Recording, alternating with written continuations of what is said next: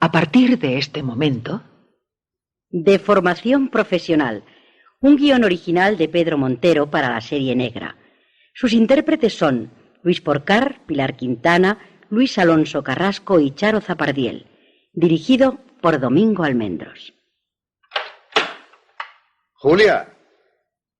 Héctor, ¿ya estás aquí? Hola. Hola. ¿Qué tal el día? Tranquilo. Por la forma en que lo dices, no ha sido demasiado tranquilo. ¿Te preparo algo de beber? Sí. ¿Y tú? ¿Qué tal tu vuelta al trabajo? Interesante, muy interesante. Creí que había perdido práctica, pero no.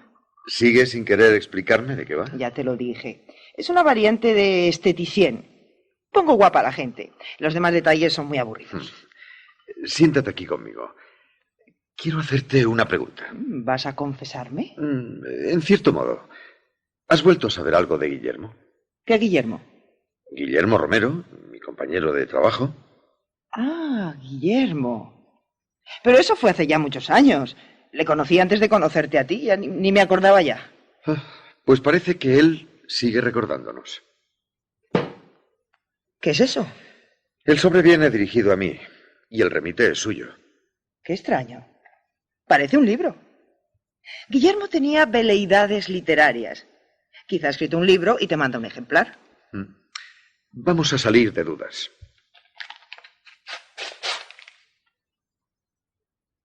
Parece un diario. Es un diario. Sí, el diario de un fantasma. ¿Qué quieres decir? Héctor, cuando este diario llegue a tus manos, ya nada se podrá hacer por mí. Todo lo que relato en estas páginas, por muy fantástico que pueda parecer, no se aparta un ápice de la realidad. Te ruego, Héctor, en nombre de nuestra antigua amistad, que hagas lo posible por difundir su contenido. Si la lectura de estas páginas sirve para avisar a algún ingenuo viajero, mi espíritu se encuentre donde se encuentre, se dará por satisfecho. Qué extraño. De pronto he sentido como un escalofrío. ¿Estás seguro de que quieres leerlo? Te propongo guardarlo en un cajón y tirar la llave. No. Estoy decidido a leerlo. Pero ahora estoy cansado. Está bien. Si estás decidido, pues voy a hacerlo por ti. Escucha. La conocí una tarde de otoño, cuando la superficie comenzaba a hacer frío y allá abajo, en los túneles del metro, el aire era sofocante y viciado. Cuando el tren estaba a punto de partir, ella apareció en el andén y, contrariamente a la mayoría de los viajeros, continuó caminando pausadamente hacia las puertas que se cerraron antes de que yo pudiera entrar. No parecía atacada por ese prurito que nos fuerza a correr unos metros, aunque no tengamos ninguna prisa o no lleguemos con retraso a ninguna cita. Los escasos segundos que mediaron entre el cierre de las puertas y el arrancar del convoy fueron suficientes para que yo pudiera contemplar su rostro. En aquella primera ojeada, no encontré que la muchacha fuera bella, pero su cara y la disposición de sus facciones resultaban extrañamente atractivas. Apenas si tuve tiempo de ver cómo se dirigía a uno de los bancos antes de que el tren se sumergiera de nuevo en el túnel. ¿A quién se refiere? Pues no lo sé. ¿Quieres que continúe? Te lo ruego. Al día siguiente, me sentí decepcionado cuando a la misma hora aproximadamente no encontré a la muchacha en el andén de la estación. Yo había comenzado a tomar la ruta el mismo día en que la vi por primera vez. Había empezado a trabajar en unas oficinas y supuse que la joven podía ser una viajera habitual de aquella misma hora. Quizá salía de su trabajo como yo y coincidiríamos en la estación muchos días laborables. Claro que también podía tratarse de una viajera ocasional y en ese caso difícilmente volvería a verla.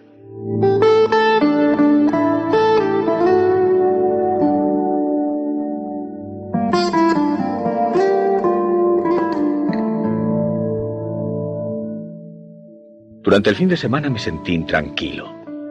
Noté que una desazón no advertida hasta entonces se había apoderado de mí. El lunes, apenas desembarqué en el andén de la estación, me di cuenta de que lo que me había desazonado era la posibilidad de no volver a ver nunca más a aquella muchacha. Las horas de trabajo se me hicieron eternas. A media mañana estuve tentado de salir con una excusa y bajar al andén de la estación por si la veía. Inmediatamente me di cuenta de lo absurdo de mi idea. Lo más probable era que si la muchacha trabaja por allí cerca, estuviera como yo, recluida en una oficina hasta la tarde. ¿No te parece que deberíamos ir cenando? Si no te interesa, lo leeré yo solo más tarde, Julia. Si Guillermo me ha hecho depositario de este diario, creo un deber cumplir su última voluntad. ¿Por qué última?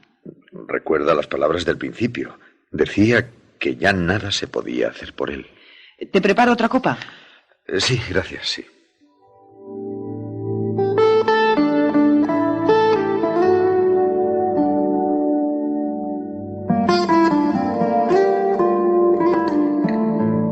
Me las ingenié para estar junto al reloj de fichaje, unos segundos antes de la hora de salida de la oficina. Cuando el segundero completó el último minuto, introduje mi ficha en la ranura y salí corriendo. Bajé de 2 en 2 las escaleras del metro y escudriñé el andén en busca de la muchacha que todavía no había llegado o ya se había ido.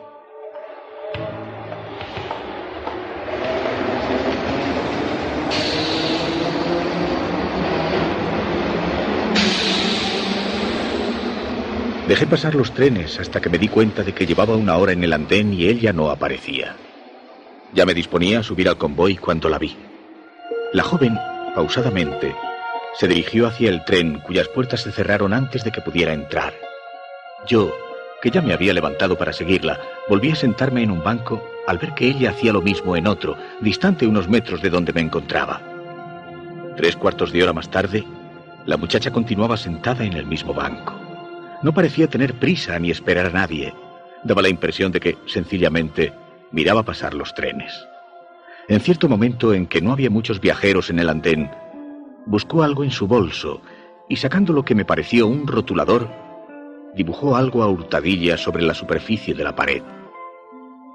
Casi inmediatamente hizo su entrada un tren en la estación y la muchacha subió a él. A fin de pasar inadvertido, subí en el vagón contiguo y la contemplé durante el viaje a través del cristal de la puerta de comunicación.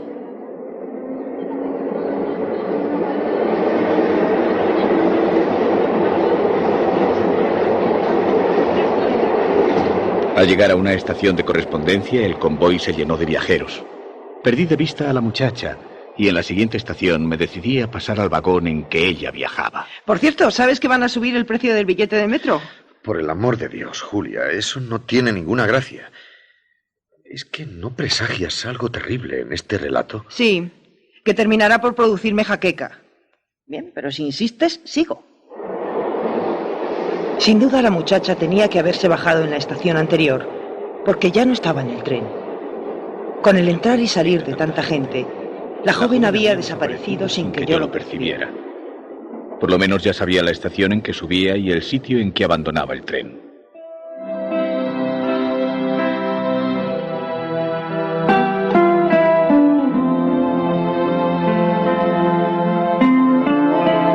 Pero ni el día siguiente ni los demás días de la semana volví a encontrarla.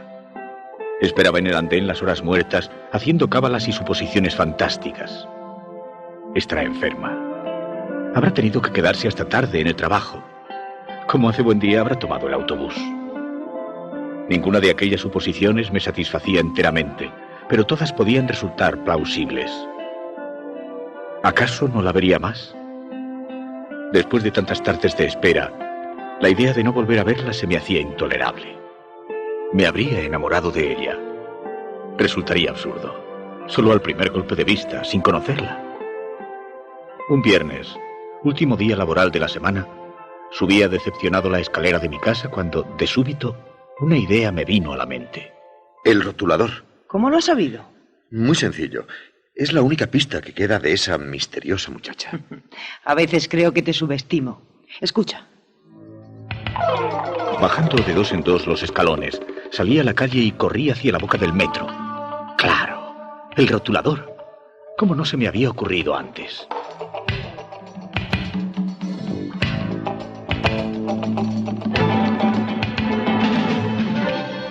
Los minutos que el tren invirtió en llegar a la estación me parecieron eternos.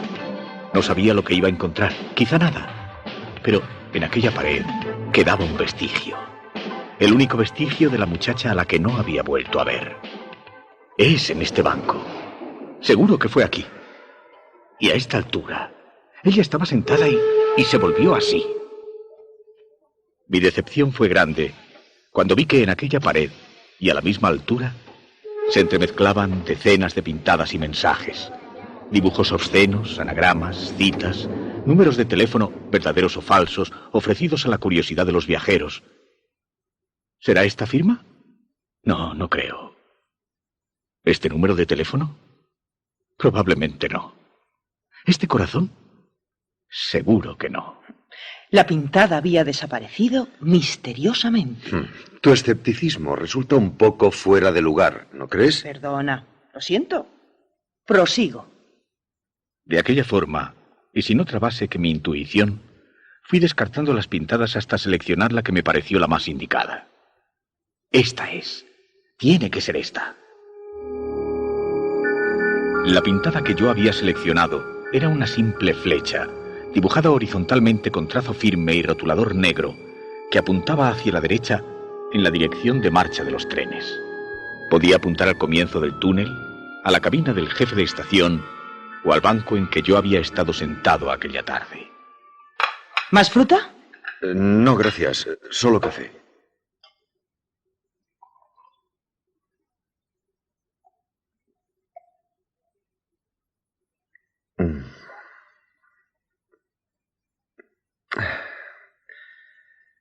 ¿A qué sabe? A café, supongo. ¿Por qué? Me sabe mal la boca desde hace una temporada. Algo de estómago, me imagino. No quiero más azúcar. ¿Te importa seguir leyendo? Oh, por favor. Transcurrieron varios días y no volví a encontrar a la muchacha del metro. Permanecí en aquella estación durante horas, mirando el paso de los trenes y escrutando los rostros de los viajeros. Se dibujaron otras pintadas en la pared y la flecha aquella, que parecía haber atravesado mi corazón, quedó oculta bajo la maraña de trazos.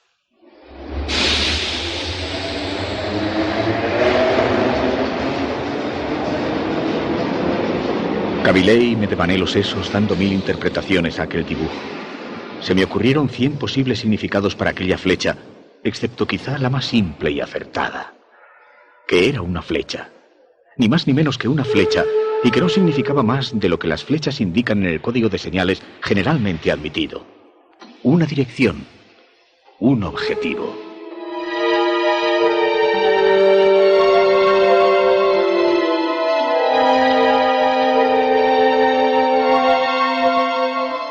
Un día, tras recorrer el trayecto que separaba la estación en que habitualmente lo tomaba hasta la siguiente, el convoy sufrió una avería y los viajeros nos vimos obligados a esperar en el andén la llegada del próximo tren. Yo, que había tomado la costumbre de leer todas las inscripciones y de descifrar todas las pintadas, sentí que el corazón me daba un vuelco. En una pared de aquella estación tan próxima a la mía, y en la que no me había detenido nunca, hallé una pequeña flecha negra recién pintada. La tinta está todavía fresca. Hasta se puede oler. Ella ha estado aquí hace un momento. Quizá todavía esté aquí. Recorrí el andén atestado de gente. Me fijé en los rostros de todas las mujeres, recibiendo ojeadas de desdén de muchas o miradas inquisitivas de sus acompañantes, pero no hallé a la que buscaba. Abandonando el andén, corrí por todos los pasillos y galerías, provocando sobresaltos en las personas que deambulaban por ellos. Regresé al andén. Volví a mirar por todas partes, pero fue inútil. Se está burlando de mí. Está jugando. El desasosiego me hacía desbarrar. Más tarde, en mi casa, consideraba que los intentos de burla y de juegos que había atribuido a la muchacha no podían sino ser frutos de mi propia imaginación. Ella no me conocía ni sabía nada de mí. Presiento que está a punto de entrar en contacto con la mujer misteriosa. Quizá. Sigue, por favor. Tanto empeño puse, y tan grande fue mi desazón, que el destino quiso darme una tercera oportunidad. Cuando viajaba en un convoy del metro un día festivo, vi a la muchacha sentada en uno de los bancos de una estación. Inmediatamente descendí del tren y me senté en otro banco, alejado unos metros del que ella ocupaba. El andén se vació rápidamente y debido a que era domingo y la estación poco concurrida, quedamos solos en ella la muchacha y yo. Yo la miraba a hurtadillas. Ella parecía contemplar con indiferencia los anuncios del andén de enfrente. Esta vez no se me escapa. Tengo que hablar con ella. Tras algunos momentos de vacilación, me levanté y fui acercándome al banco de la muchacha. Ella continuaba contemplando la pared de enfrente. En cierto momento, sacó el rotulador de su bolsillo y se dispuso a dibujar algo en la pared. Precisamente entonces, yo llegaba a la altura del banco. ¿Qué va a hacer, señorita? Nada. Sin poder evitarlo, me había delatado en cierto modo. Va a pintar una flecha, ¿verdad? Sí, iba a pintar una flecha. Ahora me preguntará cómo lo he sabido, me dije. Pero la muchacha no hizo ningún comentario.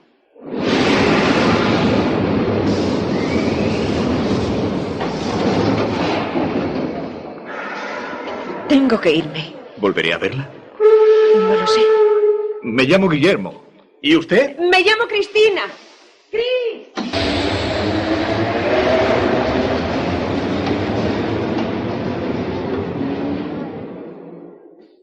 Por fin sabemos el nombre de la bella desconocida. No sabemos más que eso. Y me temo que es todo lo que Guillermo supo de ella. Los maridos somos en el fondo unos ingenuos. Nos contentamos con muy poco. Si yo hubiera sido Guillermo, la hubiera seguido. Imagina que lo eres. Simulando que me alejaba, antes de que se cerraran las puertas, entré en el vagón contiguo. Desde allí, procurando no ser visto, observé a mi gusto a la muchacha que descendió 3 estaciones más adelante. Descendiendo a mi vez, permanecí oculto tras un grupo de personas. La muchacha, contrariamente a lo que yo había supuesto, no se sentó en un banco del andén, sino que se encaminó por los pasillos hacia la estación de la otra línea para efectuar el transbordo. Caminando siempre a cierta distancia, para protegerme de su mirada en un recodo del pasillo si la joven volvía la cabeza, la seguí por un dédalo de corredores y escaleras desiertos. La joven deambulaba sin prisa, como quien da un paseo. Una vez en la estación de correspondencia, se sentó en un banco y esperó la llegada del tren. Como yo había imaginado. Como seguro que tú has imaginado. Dalo por seguro. Como yo había imaginado, la muchacha sacó el pequeño rotulador y dibujó una flecha. Cuando la muchacha tomó el tren, di una carrera y entré en el último vagón. Asomándome a la puerta en cada estación, me aseguré de que la joven no se apeaba. En la última estación de la línea, mientras el resto de los viajeros se dirigía hacia la salida, ella pasó al andén contrario como si tuviera intención de deshacer el camino andado.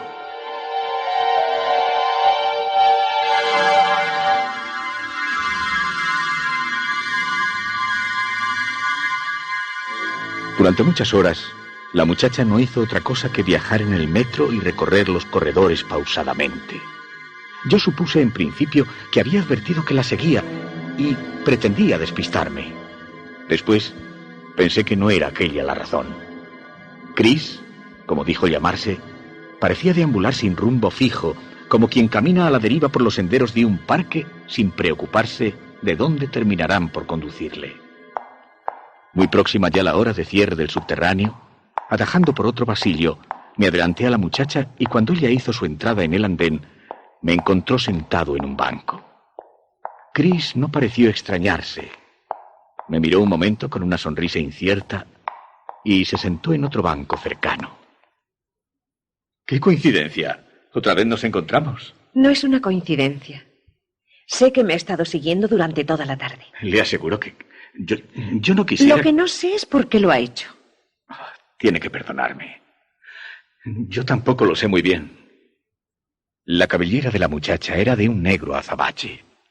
En su rostro no había ni una sombra de maquillaje. Espero no haberla molestado. Claro que me ha molestado. No me gusta que me sigan cuando voy de paseo. ¿De paseo por los pasillos del metro? Cris movió la cabeza afirmativamente. En la estación hizo su entrada un tren.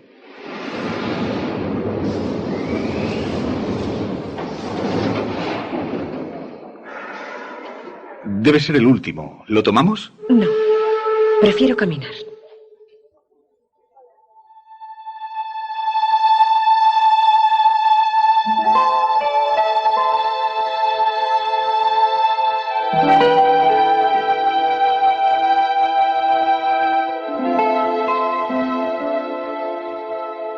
Aquí es donde vivo. ¿Podemos... ¿Puedo verla otro día? ¿Por qué no? Pero no venga aquí. Los vecinos, ya saben. Entonces, ¿dónde? Seguramente en el metro. Fuera mera coincidencia o no, volví a encontrar a la muchacha. En la estación del metro, claro. ¿Más café? Sí, por favor.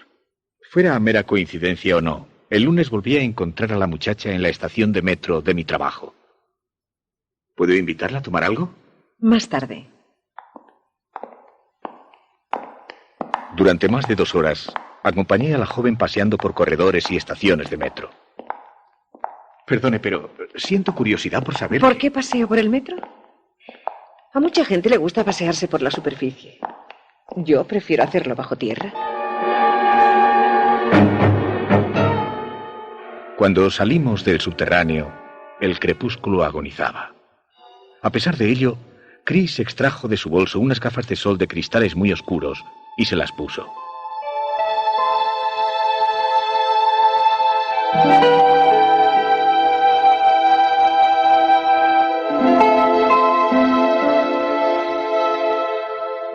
Nos vimos durante varios meses, paseando casi siempre por los corredores del metro o por la superficie cuando ya había oscurecido. Chris respondió a todas las preguntas que quise hacerle, excepto a una. ¿En qué trabajas? No te gustaría saberlo. ¿Y por qué no iba a gustarme? ¿Es algo ilegal o deshonroso? No te gustaría. ¿Acaso eres verdugo, enterrador, traficante? No. ¿Ladrona? ¿Estafadora? ¿Corruptora? No. La intimidad entre nosotros fue aumentando. Pero Chris nunca me quiso confesar cuál era el género de su trabajo.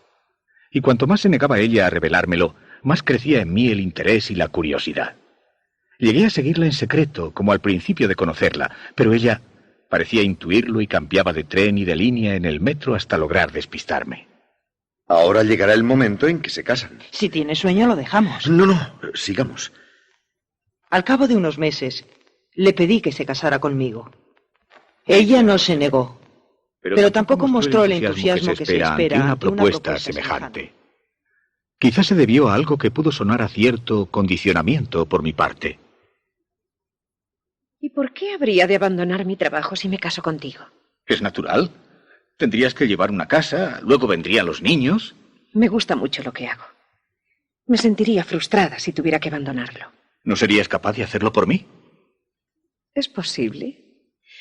Pero recuerda siempre que has sido tú quien me lo ha pedido.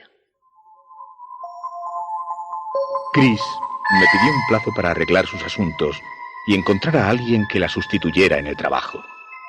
Mientras tanto, nos dedicamos a buscar un piso y solo encontramos uno que fuera lo suficientemente espacioso y cuya renta estuviera al alcance de mis ingresos.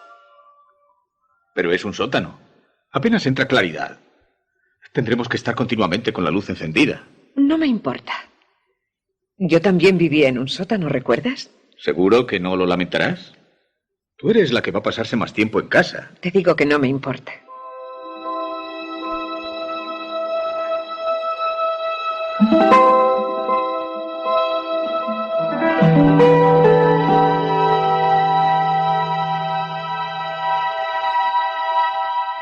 Durante los primeros meses de matrimonio, todo fue felicidad. Yo pasaba gran parte de la jornada trabajando y cuando regresaba a casa, ya había oscurecido. De ese modo, no sentí demasiado verme obligado a vivir en un piso tan bajo. En cuanto a Chris, prefería salir siempre en horas nocturnas o cuando ya se había puesto el sol.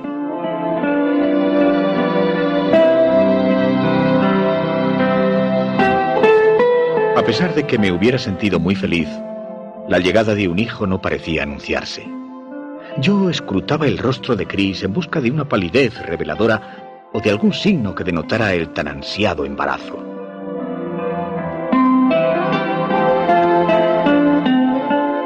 Algo que no dejó de llamarme la atención fue el hecho de que mi esposa no se maquillara en absoluto. Jamás encontré en su rostro huellas de colorete o de carmín en sus labios. Entre los útiles de aseo de Chris, nunca pude hallar una barra de labios, un lápiz de sombra de ojos o un tarro de crema. Dime una cosa, ¿por qué no te maquillas? Nunca me he maquillado, ni lo haré jamás. ¿Acaso te molesta? No me molesta. Es mera curiosidad. Mera curiosidad.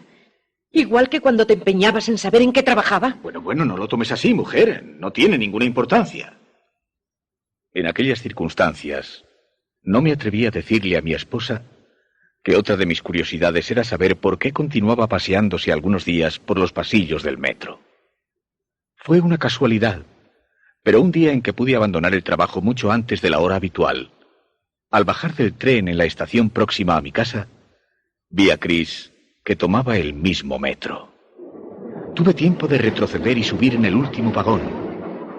Cuando Chris descendió en una estación muy alejada, procuré seguirla disimuladamente.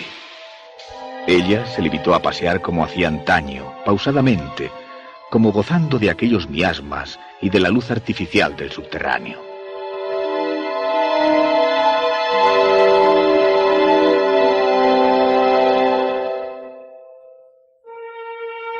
Al cabo de algunos meses, Chris se fue volviendo más huraña y comenzaron a molestarme alguna de sus manías.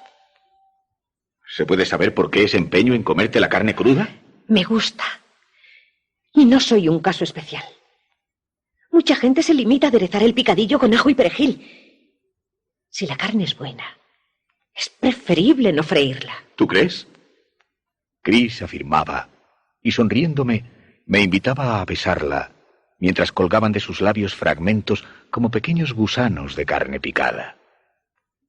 ¿Y el hígado? ¿También la gente se lo come crudo? A mí me gusta. Ya que estamos en ello, también me gustaría a mí saber por qué te ha dado por volver a pasear sola por los pasillos del metro. También vas a reprochármelo. Me aburro en casa. Me obligaste a dejar mi trabajo. ¿Te molesta que haga lo que quiera con mi tiempo libre? Si tuviéramos niños. De esta forma, nuestras relaciones se fueron agriando, especialmente por parte mía, ya que ella, dejando aparte sus pequeñas manías, era una esposa a la que nada se le podía reprochar. Yo me sentía incómodo al saber que mi mujer, mientras yo me encontraba en la oficina, se paseaba durante horas por los corredores del metro. Llegué a pedirle, con tal de encontrarme más tranquilo, que volviera a su antiguo trabajo. ¿Quieres que trabaje de nuevo? No me explico a qué viene tanto empeño después de obligarme a renunciar a mi empleo. Lo prefiero, a saber que estás todo el día amargada en casa. Y maquíllate un poco, mujer. Tienes un aspecto muy descuidado. No vuelvas a decirme que me maquille. Ya te dije en una ocasión que nunca lo había hecho.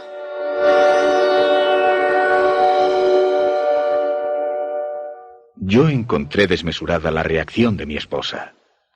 Y me prometí no citar nunca más la cuestión del maquillaje, que tanto parecía molestarla.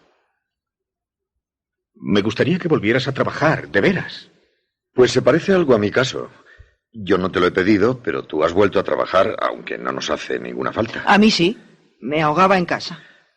¿Y cómo es eso de esteticien? No he dicho nunca que fuera exactamente esteticien. Oye, ¿no te gustaría escuchar la continuación del diario de Guillermo? A cambio, prometo hacerte más café. No puedo negarme. Me gustaría que volvieras a trabajar, de veras. Está bien, pero necesitaré tiempo. Suponiendo que me hayan guardado la plaza, estaré desentrenada. ¿Desentrenada? ¿Qué clase de trabajo es ese que... Me juraste que nunca me lo preguntarías más. ¡Me lo juraste! Está bien, sí, lo hice. Practica lo que quieras. No volveré a preguntártelo más.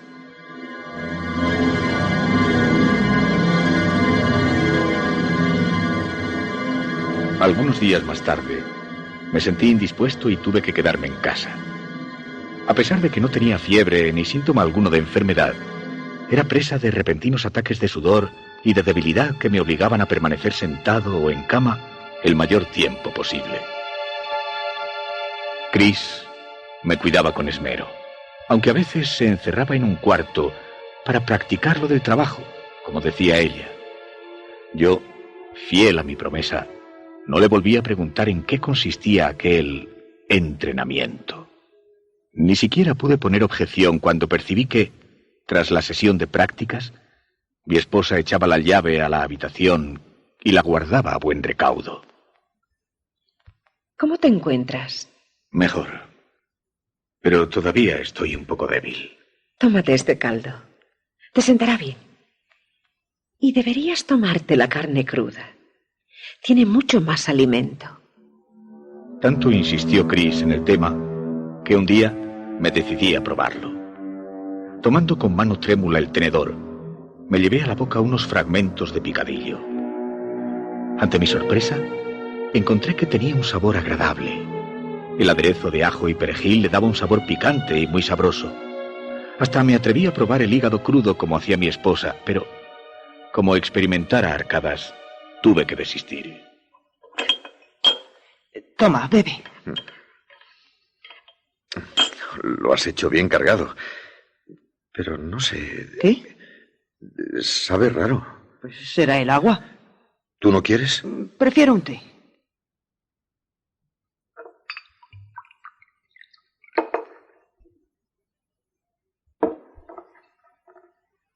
Toma, bebe. Apenas introduje en mi boca un sorbo de aquel líquido, experimenté náuseas y vomité. ¡Sangre! ¡Es sangre! ¿Qué tiene de malo? Es un reconstituyente. No quiero. Me da asco. Entonces tómate la medicina. A pesar de las medicinas y de los cuidados de mi esposa, no terminaba de mejorar. Permanecía la mayor parte del tiempo en cama, mientras ella se encerraba en la habitación para practicar, con vistas a su reincorporación al trabajo. Me has tomado odio, ¿verdad? No. ¿Por qué había de odiarte? Pero recuerda que has sido tú quien me ha pedido que me reincorpore a mi antiguo trabajo. Me odias. Lo advierto en la forma en que me miras. ¿Qué te he hecho? Si acaso, no haberme dejado en los pasillos del metro cuando me conociste. Pero no te odio. Yo soy así. Ya lo sabes. Un día, o mejor, una noche, porque Chris procuraba salir siempre tras la puesta del sol, llegó con unos paquetes y bolsas que traían la marca de una perfumería y con un objeto envuelto en una tela de saco. ¿Qué has comprado? Cosas que me hacen falta. ¿Qué cosas? Lo sabrás a su tiempo. Chris se encerró en la que llamaba su habitación de prácticas, y yo, que no había vuelto a sacar la conversación, experimenté un vivo deseo de saber a qué tipo de entrenamiento se refería mi esposa cuando hablaba de prácticas para regresar a su antiguo trabajo. Como pude, me levanté de la cama y apoyándome en las paredes y en los muebles, tan grande era ya mi debilidad, fui aproximándome a la habitación en que mi mujer practicaba. Esperaba oír algo, un ruido delator de la clase de actividad a la que estuviera entregada.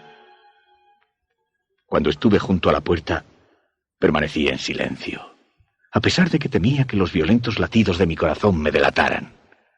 Sudaba copiosamente a causa de la debilidad y advertí que estaba conteniendo la respiración. ¿Por qué tengo miedo? Era cierto. Sobrepasando a mi estado de debilidad, por encima de los temblores que sacudían mi cuerpo, experimentaba una sensación de pánico cuyo origen no podía adivinar.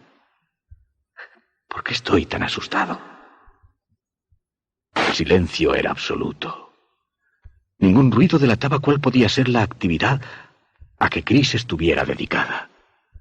Pero lo que sí pude percibir fue un olor, un conjunto de olores, todos muy agradables, que emanaban de la habitación a través de la puerta cerrada. Parecía oler a rosas, a jazmín, a claveles. Era toda una sinfonía de aromas que, debido a mi estado de debilidad, llegó a marearme. Pero por debajo de aquellas fragancias, casi oculto por ellas, había otro olor, hediondo y nauseabundo, que parecía querer disimularse entre el conjunto de aromas. Dime una cosa, Julia. ¿Por qué has dejado de maquillarte desde que trabajas? Eso ahora no tiene ninguna importancia. ¿No deseas saber cómo termina la historia de Guillermo? No excesivamente. No, gracias, no quiero más café. En lugar de despejarme, me produce una especie de sopor. Es preciso terminar lo que se ha comenzado. ¿Cómo? Escucha, pronto llegará el final. Como pude, regresé a la cama y esperé a que Chris abandonara aquella habitación. Cuando lo hizo y llegó hasta mí, toda ella venía envuelta en la vaporosa nube de fragancias. Pero debajo, como una radiación de fondo, podía percibirse el olor de algo putrefacto.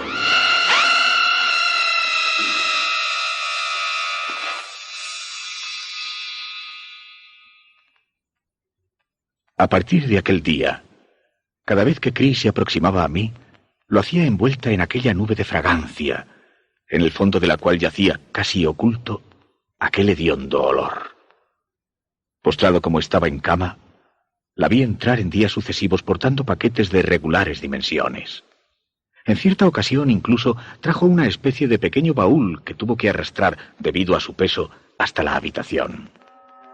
Yo la miraba sin preguntar. Estaba tan débil que me encontraba por completo a merced de mi esposa, la cual, a pesar de pasarse gran parte del día en aquel cuarto, me daba de comer puntualmente a mis horas y me proporcionaba las medicinas necesarias para mi curación. ¿Y las tijeras grandes? Las he cogido. Me hacen falta para practicar. ¿Para practicar? Eso es. Los días fueron transcurriendo y yo no recobraba la salud. En la oficina pusieron un suplente y mi sueldo se vio reducido a una cifra que apenas bastaba para subvenir a las más elementales necesidades. Yo esperaba que, tras semanas de concienzudas prácticas, Chris estuviera ya lo suficientemente entrenada como para trabajar en su antiguo empleo. Aunque tuviera que ausentarse durante parte del día, los ingresos empezarían a ser mayores. Por otra parte, comencé a confesarme que la ausencia de mi esposa, lejos de molestarme, me serviría de lenitivo y tranquilizante. ¿Qué más daba que permaneciera en casa si la mayor parte del tiempo lo pasaba encerrada en la habitación? Aquella situación, unida al quebrantamiento de mi salud, me atacaba los nervios. ¿Cuándo piensas reincorporarte a tu trabajo? Dentro de unos días. ¿Estás segura de que te han guardado la plaza? Para esas cosas no hay muchos aspirantes. Y yo soy una experta. Aunque hace falta práctica. Nuevamente, experimenté deseos acuciantes de saber, pero me mordí la lengua y preferí no tener a mi esposa de mal humor para el resto del día. Una idea me venía rondando por la cabeza en los últimos tiempos. La debilidad de mi estado era lo único que me había impedido llevarla a la práctica. Chris parecía leer mis pensamientos. ¿En qué piensas? En nada. Anda, tómate la medicina. Y al mirarme, su gesto, duro e impenetrable en los últimos tiempos, se ablandó momentáneamente y hasta pareció que de sus ojos iba a rodar una lágrima. Pero solo fue durante un segundo. Al siguiente, la dureza de su expresión se había recompuesto. El lunes me reincorporo al trabajo.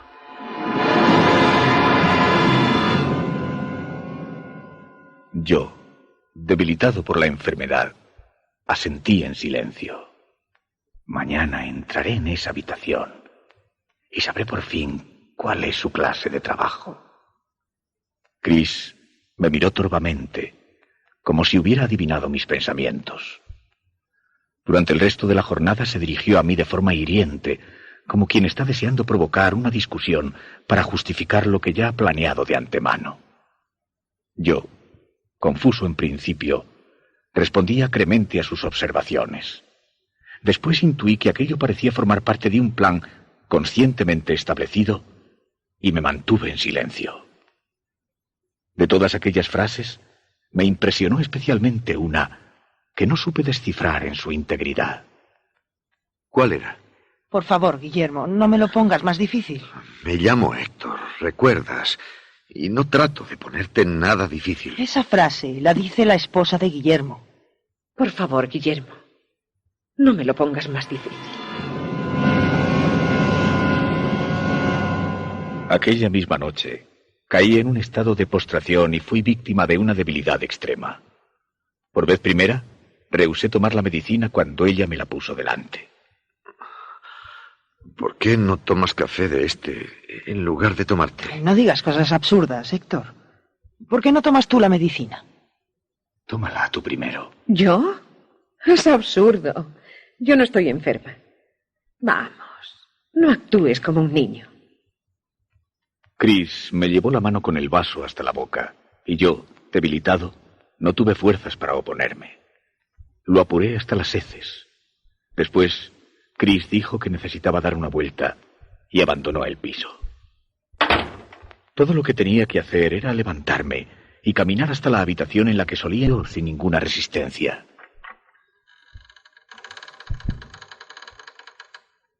Una densa nube de olores penetrantes llegó hasta mí y acrecentó mi debilidad. Olores acres y aromas agradables, esencias florales y el tufillo inconfundible de antisépticos. Y envolviéndolo todo, coaligando la mezcla, el hedor punzante de la putrefacción.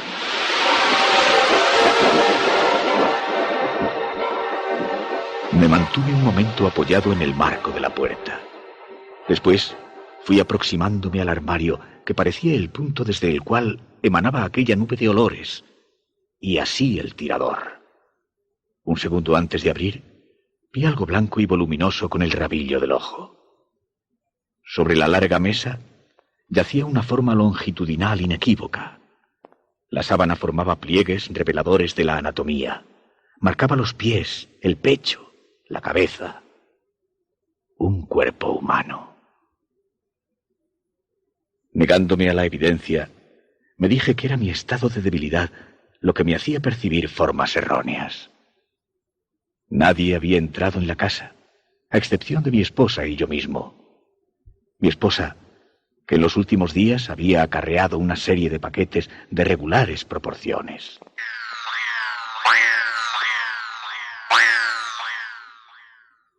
Era preciso asegurarse.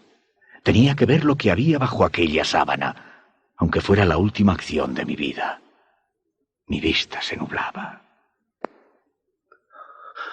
El café. Ese maldito café. La medicina. Esa maldita medicina. Llegué por fin junto a la mesa. Tomé un extremo de la sábana y muy poco a poco fui tirando de ella. Un cuerpo femenino, un hermoso cadáver, era lo que yacía sobre el tablero.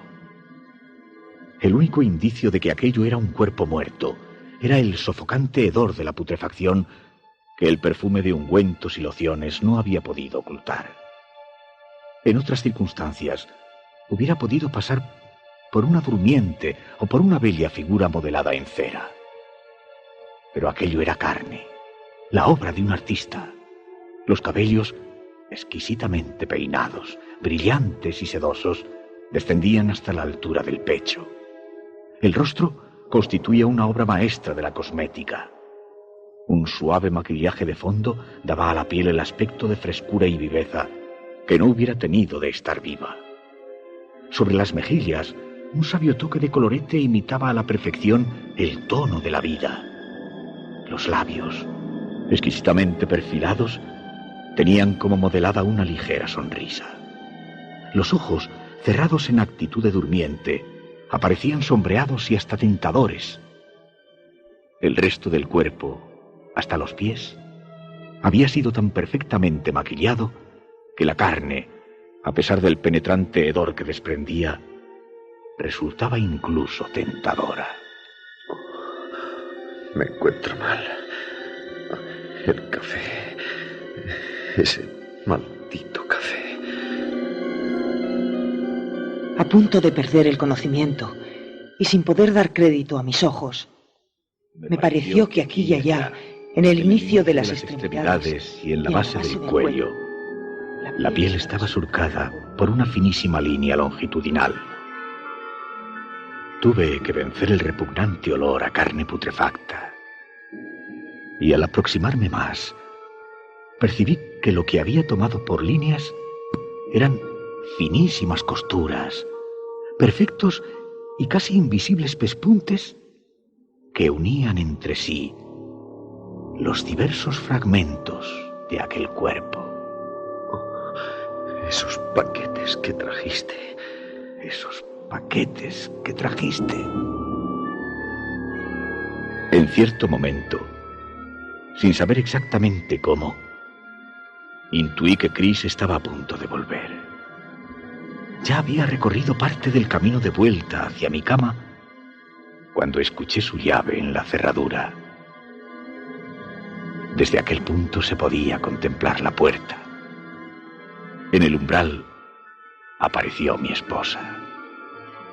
Su figura se fue haciendo borrosa y de pronto el suelo se aproximó vertiginosamente hacia mi rostro.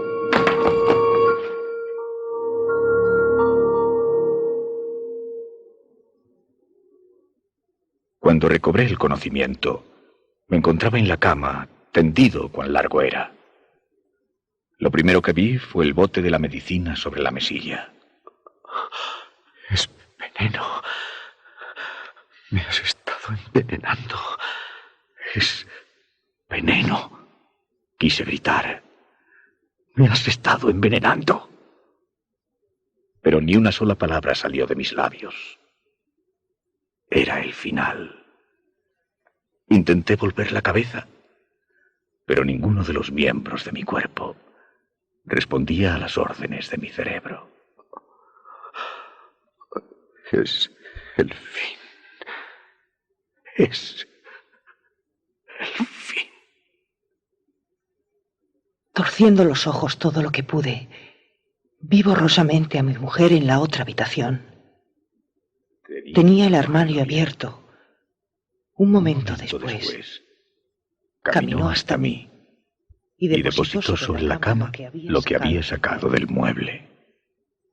Frascos de colonia, tarros de maquillaje de diferentes tonos, barras de labios, peines, unas extrañas pinzas de metal, garfios, frascos de alcohol y de formol, tarros de esencias, bisturíes.